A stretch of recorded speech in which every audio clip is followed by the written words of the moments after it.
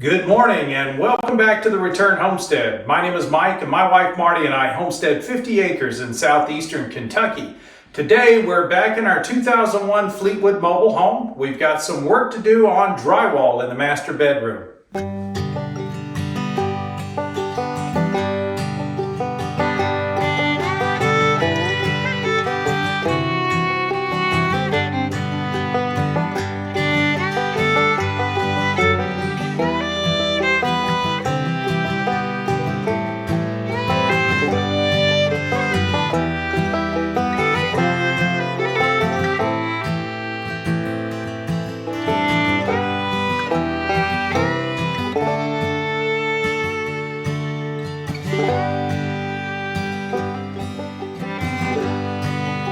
So we've gotten all of the drywall hung. It's now time to start taping and mudding. We want to cover up all of those screws, get some tape on all of the seams, and start making these things solid walls. We do have a little bit of electrical work we still need to do. We're going to install 2 new lights up here in place of the ceiling fan.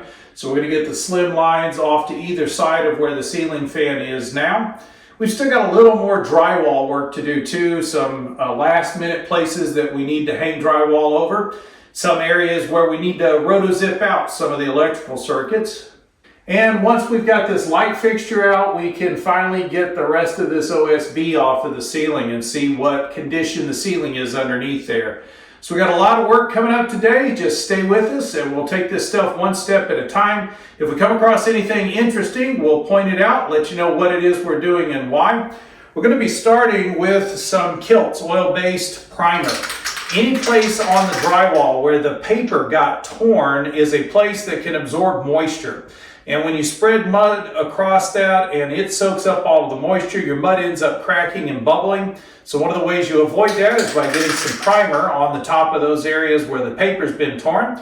So I'm going to turn Marty loose on that while I grab the roto-zip and take care of some of the electrical outlets.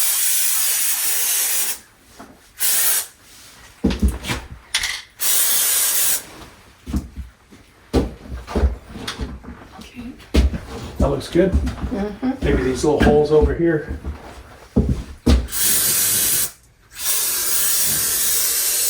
I'll get tape or tape on them, but still.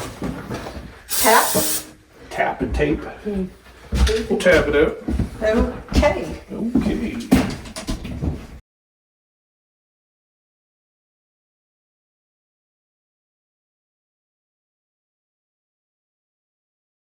That didn't work out so good. I've got a little bit of a broken piece of drywall here in between these 2 outlets. It's just something I'm going to have to deal with the mud. So I'll go ahead and mud that up. We'll float that out so that it looks right. Something went wrong. Oh, it is getting shiplapped, isn't it? Yep. So we'll have to put extenders on it. Yep. Yeah, that's shiplap. Yeah, we're putting shiplap on this wall, so we'll be putting extenders on these boxes so that they stick out a little bit further. Something just doesn't look right. No? What? Well, the bottom of the box is flush with the outside of the drywall, but the top's not. Huh. That's the one you put a screw in because you didn't like it. Yeah. Well, that could be why. Uh-huh. Take the screw out, it should pop right out. It's snug at the moment. We're going to have to put extenders on it anyway, so I'm not Well, worried that about one's going to take 2 or 3. It'll take 2 down below. Now, this drywall is pushed out. It's not seated in there correctly, something's not right. Oh, it is. Huh. Wonder what? No, that I asked you about that because remember, this is the gutter. Yeah. I can feel it right here. Yeah, there's something pushing the drywall out. Huh. And you can't push in on it. I don't want to what take it that could sheet be. of drywall off. I don't know. But it feels like I need to find out why that's so proud. I mean, it's a good 1/4 inch. No, not quite, but yeah. See, we're not in all the way over here either. Oh, and it is there. It might have to come down. At least try to loosen this stuff up. Let's see what's going on here.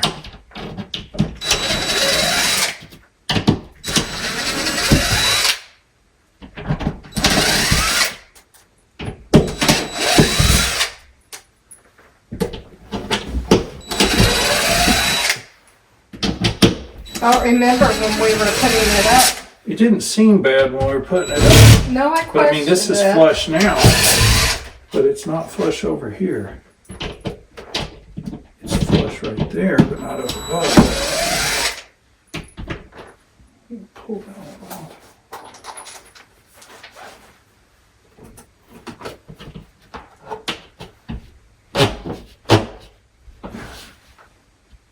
Clear. See, this isn't seated back against the stud. That's why it broke here. Uh-huh. That's against the stud. Well, this is fine now. That was, but now this is. There we go. Wonder why. It's just tight enough that it was pushing the drywall out. Oh, Okay, that's better. that doesn't make any sense to me, just so you know. It's because we put the bottom on first. And so when we set the top on, it was resting on this. And that was just enough to push it out of alignment. Gotcha. Enough tension to keep it from setting. All right, let's get some screws back in.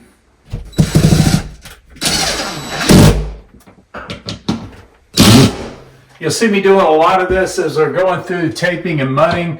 Some of these screws aren't set completely. And they won't hide underneath the mud if they're not set. So I'll be tightening up as we go. Obviously, I forgot this wall completely last night when we were putting up screws.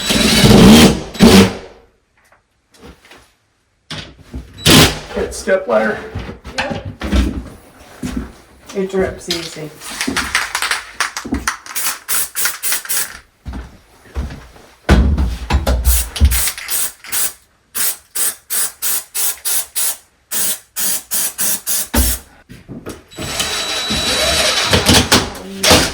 Okay, so I've got a lot of the ceiling done already. I've just got this area over here to do. We were able to pull down the faux beam, and as you can see, it's not in bad shape. It's going to be an easy repair, and we can get rid of that ugly thing. So the same way we did in the videos for the laundry room and the bedroom, first thing we want to do when we open up a tub of mud is to rehydrate it. It hasn't lost a lot of water sitting in the bucket, but it has lost some, and you do want to replenish that and loosen the mud up before you start working it on the wall. That's the last time you're playing with mud in my bedroom. No mud after we're finished, huh? Nope.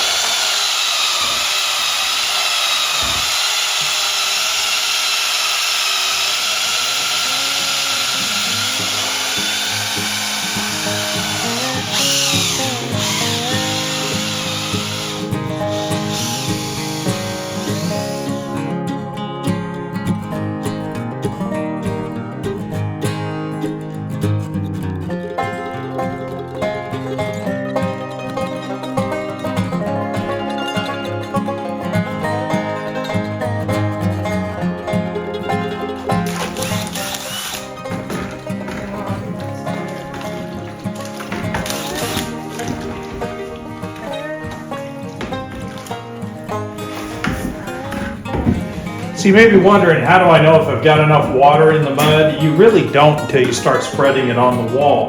But you do get a feel for this after a couple hundred hours of spreading mud. You start to get a feel for what the mud should look and feel like. This is looking pretty good. It's well hydrated. It's nice and smooth. That should go on the wall easily. I would say while you're learning this, be careful with the water. Put in about half as much as you think you might need. Mix it up and check it before you add any more water. Really hard to put wet mud down. Yeah, wet mud is really hard to spread. So is dry mud. It's a happy balance. Mud is intended to be wet, so you don't want to try to spread it while it's dry. You'll have no end of problems trying to keep it smooth. But if it's too wet, you won't be able to get it to stay on the wall. And I've always found it useful, especially when working with drywall mud, to clean your tools frequently. There's a reason why there's a bucket of water in the middle of the room, and you'll notice I wash the tools in my hands constantly. It just makes it easier to hang on to the tools. It makes it easier to get things smooth if the knife is not caked up with dried on mud.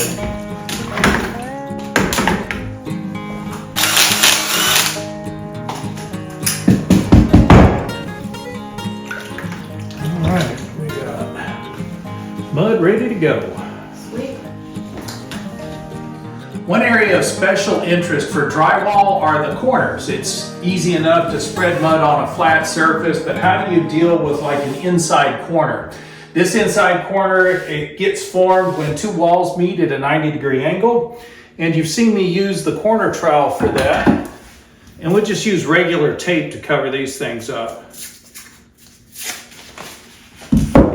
And the first thing you'll notice about drywall tape is that it does have a seam running right down the middle, and that's to allow you to easily fold that into a V shape. And that makes it easy to stick into an inside corner, and then with your corner trowel you can get everything straight and even. Make sure you don't have a crooked line running down the corner that way. And the tape helps to make sure everything stays in place, as well as making sure we cover that gap up in the corner. But you can't do that on an outside corner. So for an outside corner like this one, you can see the drywall is all jagged. If I tried to wrap tape around this, it's just a piece of paper. There's no way I can keep that straight and make sure we get a nice square corner. There are a couple of products you can use to cover up these corners when you have an outside corner.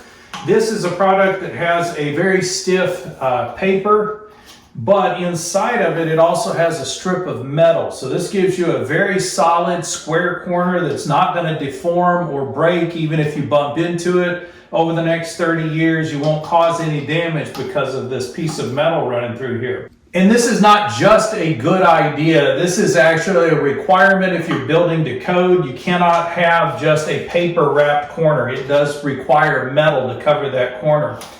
So you can use this. This is almost $6 for one 8-foot section, so it costs you about $6 to do one corner.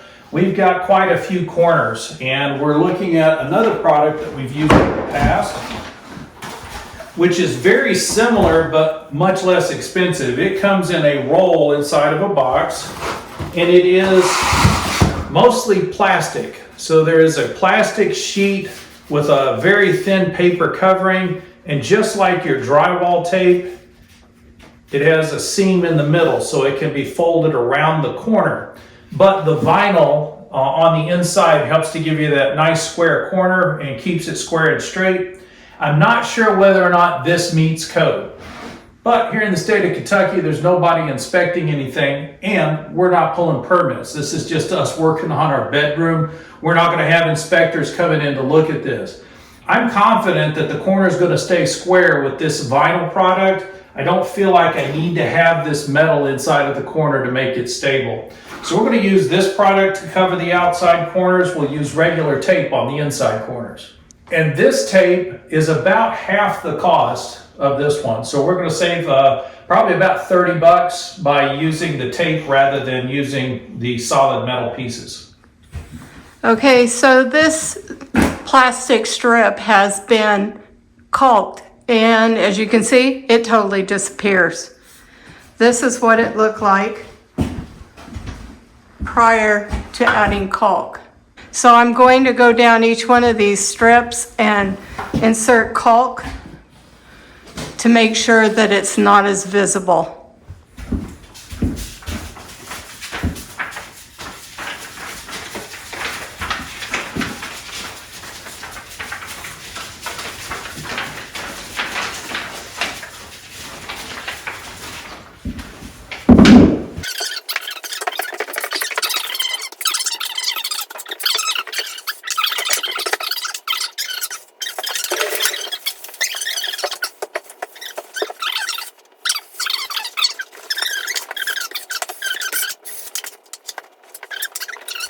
So to do these outside corners, the first thing you need is a piece of the corner bead that fits. And then you just bend that down the middle, and you can see how that's going to get us a nice rigid, stiff corner. It's going to hold its shape well over time. It won't crack or come apart. So that's perfect. Now we just got to get some mud up here.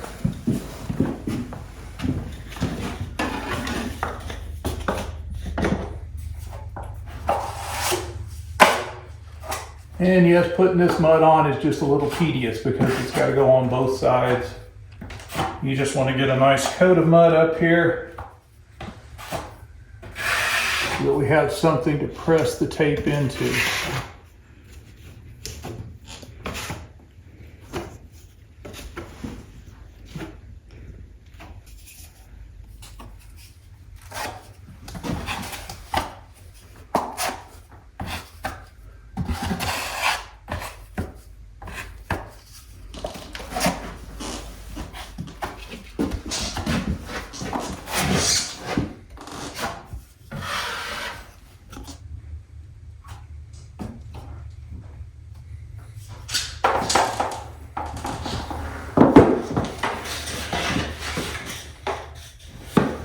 We got the whole corner covered with mud. Just a simple press into the mud of the corner bead. And no, this trowel does not work for doing outside corners. There probably is another trowel you can get for that, but the V would have to go in the other direction.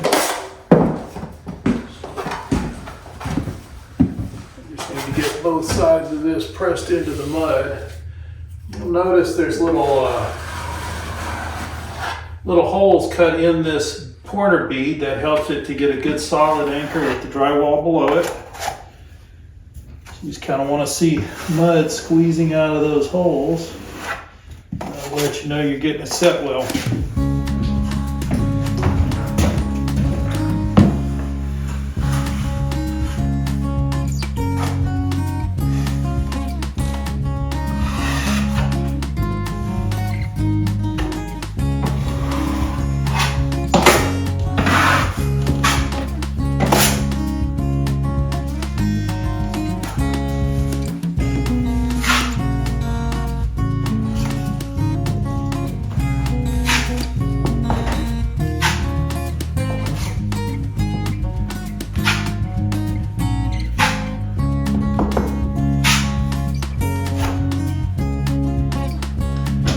Be sure you don't overwork your mud. Once you've got the tape set, be content with that. It doesn't have to be perfect. We're going to sand this, so a lot of these little bumps and ridges will come off, and then we're going to put more mud on it and then sand it again. I'm just trying to make sure there's no gaps around the edges of the tape so that it's completely seated and buried in the mud. You want to keep your drill handy because you're going to find screws that didn't get set all the way. Don't fight it. If you hit it with your knife and you hear that screw, go ahead and set it better. Struggling to get mud to go over the top of a screw that's sticking out is not worth the effort.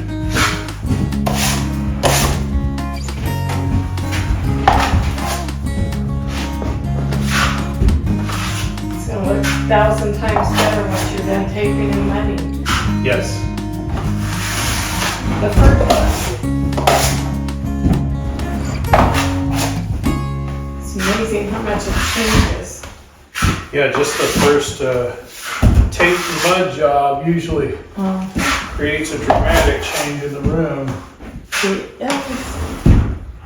Starts to look like a room again. Instead of just raw framing that suggests a room. It'd be nice if this was the last room to do. Right? It's not even. Unless you want to bring your stove and sink and your refrigerator in here. Yeah, we've done that once. Yes, we have. We lived in the, you worked, we ate, and we slept all in the same area while the depot was being done. Well, we figured that was 200 square feet. It wasn't much. Wasn't much space. Okay. little more than that, but we ain't have heat, we ain't have nothing. That was a long winter. It was. When you have two sheets of drywall that meet on the wall and you end up with a seam, you want to try to use the factory edge of the drywall so that that seam rolls off, because the edges of the drywall have been pinched down together and they create a little bit of a tray for mud to be filled into to help put the seam on. If you end up having to trim a sheet of drywall so that you cut that little tray off of one side, it can be difficult to fill in just half of this tray. The best way I found to do that is to start your mud on the high side and just gently pull it across. And that'll fill that tray up nicely and allow you to set the tape easily.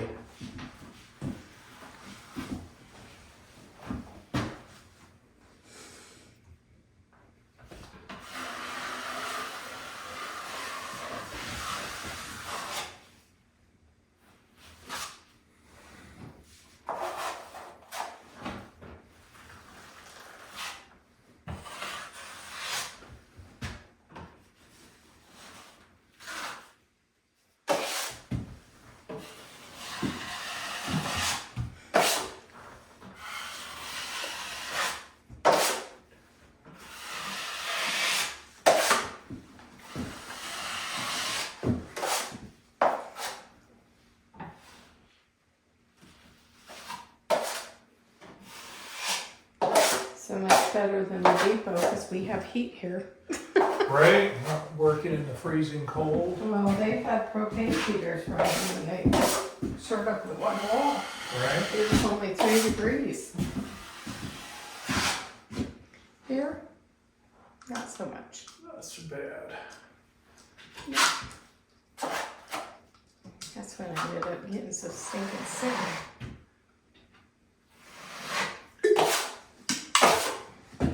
And we don't have mice and rats in this house. No. Much cleaner starting point.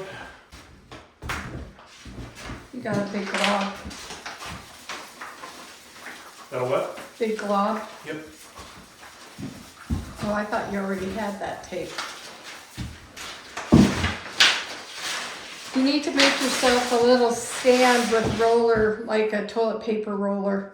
I make all kinds of really cool tools Like the for violin, professionals. Yeah, what do they call it? A banjo. a banjo. And it's a machine that holds mud and a roll of tape. And so you just kind of roll this machine across the wall and it applies tape that is completely coated with mud.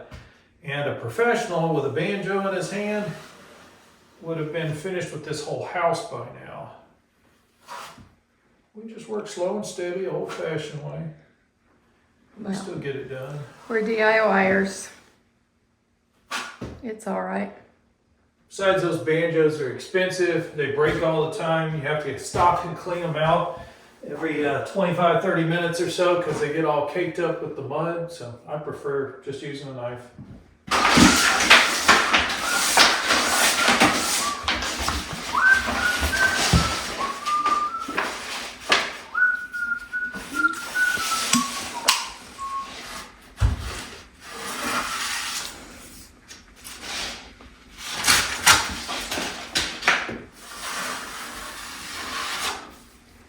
That part's got to be smooth. Yep. It's an accent wall.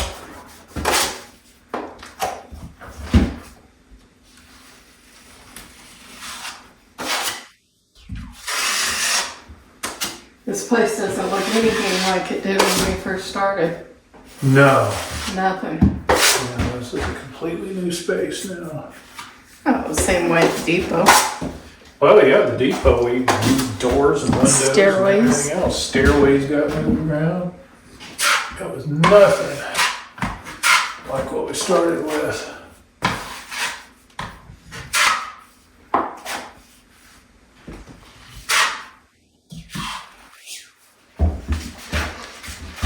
And see, that alcove is so small to put a darker paint hue in there as an accent. Yeah, it'll really open that up. It will look Push it awesome. back Yeah, further. uh-huh. Make it seem like a much deeper space. Yep.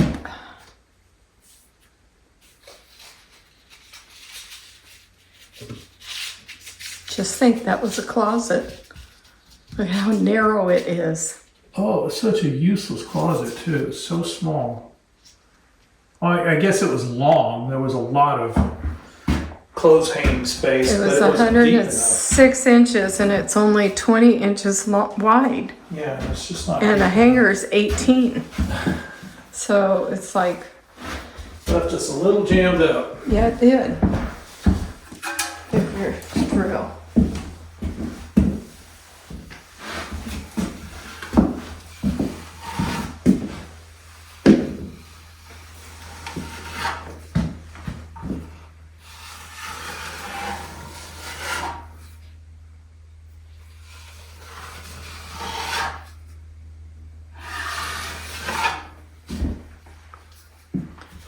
No spiders coming through that wall. No ma'am, no spiders in the bedroom. Not allowed. That never works for me. I've gotten it to work a few times, like right there. Thankfully. You get those little bubbles up underneath the tape, it can oftentimes be almost impossible to get that bubble out from under the tape. You can just keep working it slowly towards the end of the tape. Sometimes you can work it out. But now is the time to fix it. Don't wait and think you're going to fix it with a sander. Once you start sanding, if you actually get into the paper, you will never get it smooth again. That paper will always be frayed on the surface. So you want to avoid getting sanding marks in your tape. So trying to get the bumps out with sander is impossible. If you just can't get it out, you are better off pulling the tape off of the wall and resetting it than you are trying to continue to work it. If it doesn't come right out, just give up. Pull the tape off and start over.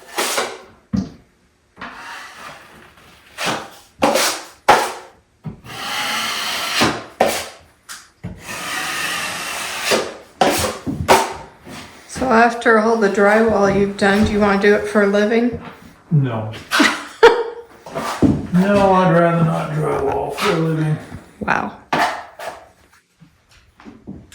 Well, that's a lot of taping and mudding to do. We got the bedroom done. We got everything done except for the outside edge here on the alcove. We're gonna put that off. It's getting kind of late in the afternoon here. We've lost the sun already, so the lights changed inside. But I'm also getting tired, and when I get tired, I start making stupid mistakes. And that's gotta be perfectly clean because it's dressing the front edge of this alcove. So we're gonna hold off, take care of that. Probably tomorrow night, I'll come down here, we'll tape off that corner and work on some of the other electrical, see if I can figure out how to get these lights up in the ceiling where we're taking that ceiling fan out. But we really wanna encourage everyone who's watching to go out there and get your hands a little bit dirty. Open up a wall, see what's inside of it. Think about where you might want to improve lighting in your space. Just to make it a little bit brighter, a little bit more joyful place to live or work. There's really no reason why you can't put in the work and get the result you're looking for. We just want to encourage you to do that, to return to the labor. Now it's going to be helpful if you've got a lot of land to work with. So if you'll return to the land, you'll have plenty to work on. If you're willing to return to the labor, you can grow your own food. You can build your own housing and other structures. You can supply your own water. It falls from the sky, folks. It just comes down as rain. It's very easy to collect and hang on to it. It just requires you putting forth the effort and having the desire to make sure you secure your own water supply. Is it necessary? No. Municipal water supplies have been functioning quite well. That doesn't mean they always will.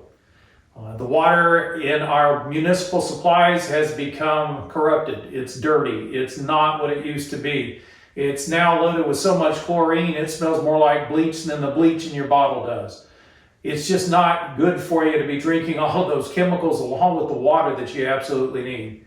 So that's just another area where you can put forth a little bit of effort and you can improve your ability to sustain your own life. Take care of yourself. So return to the land, return to labor, return to life, If you haven't subscribed to the channel yet, please go ahead and do so. Hit that thumbs up button while you're in there. That lets the algorithms know you enjoyed it and they'll push the video out to more people. We'll see you next time.